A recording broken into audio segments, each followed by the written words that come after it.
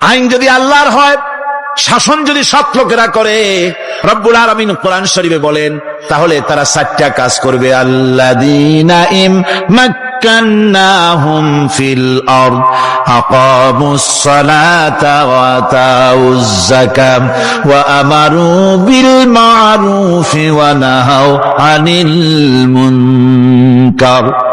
মুমিনেরা ক্ষমতায় এসে প্রথম যে কাজটা করবে, প্রথমে ক্ষমতায় এসেই নামাজ বাধ্যতামূলক করবে। প্রথম কি?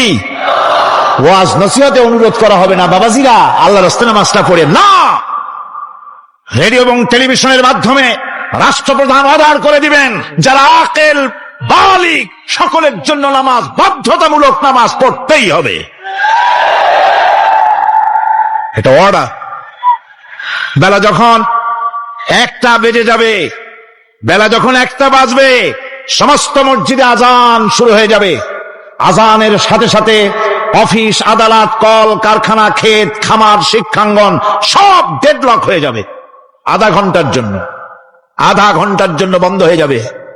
যারা মুসলমান অফিসে, কলেজে, ইউনিভার্সিটিতে, সর্বত্র তারা নামাজের জন্য প্রস্তুতি নেবেন। আধা ঘন্টার ভিতরে নামাজ আর খানা সেরে আবার কলেজ চলবে, বিশ্ববিদ্যালয় চলবে, কল চলবে, কারখানা চলবে, ক্যান্টনমেন্ট চলবে, সেক্রেটারিয়েট চলবে, সব আপন গতিতে চলতে থাকবে। আল্লাহর রহমত, বরকত আকাশ ফেরে নাজিল হয়ে যাবে।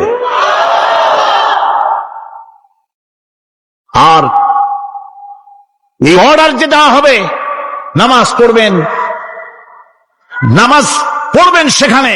থানায় যখন আজান হবে, থানায় আজান হয়ে গেছে, থানার স্টাফ, পুলিশ যারা আছে জামাতে খাড়া হয়ে যাবে, ইমামতি করবেন ওসি সাহেব।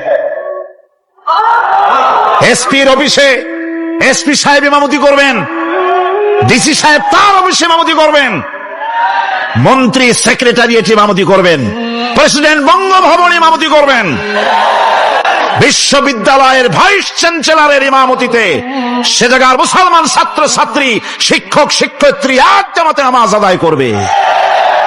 এই যদি হয় চিত্র দেশের, অপরাধ থাকবে? থানায় ওসি সাহেব নিজেই যদি জামাতের ইমামতি করেন, এইভাবে নামাজ আদায় করেন পুলিশদের নিয়ে জামাতে, ঘুষ আর খাবে তারা? এসপি সাহেবের অফিসে, ডিসি সাহেবের অফিসে মন্ত্রীরা যদি ভাবে নামাজ কায়েম করে, তাহলে কি অন্যায় অপরাধ কিছু থাকবে সমাজে? থাকবে না।